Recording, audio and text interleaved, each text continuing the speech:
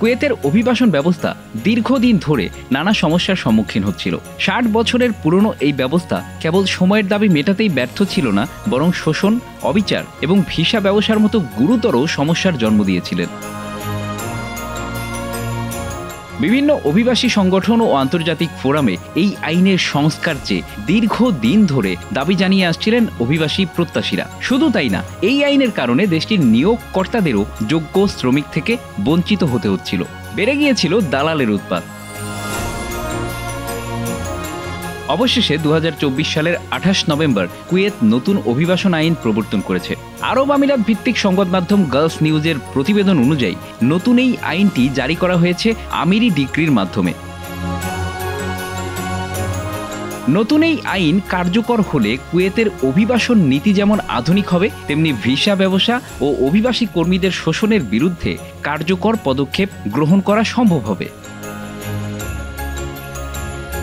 নতুন আইনের সবচেয়ে গুরুত্বপূর্ণ পরিবর্তনগুলোর মধ্যে একটি হলো কুয়েতি নারীদের সন্তানদের জন্য বিশেষ সুবিধা। এখন থেকে কুয়েতি নাগরিকত্ব অর্জন না করা পর্যন্ত এই সন্তানরা 10 বছরের জন্য আবাসনের সুযোগ পাবে। এটি ফি ছাড়াই নবায়নযোগ্য।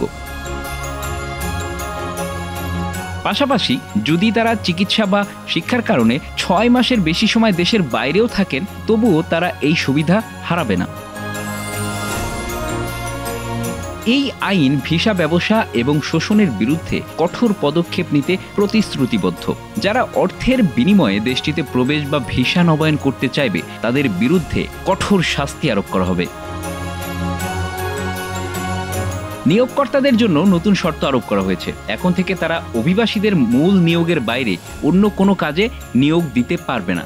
যদি কর্মীরা অন্য কোনো কাজ করেন, তবে সঠিক অনুমতি ছাড়া তা নিষিদ্ধ।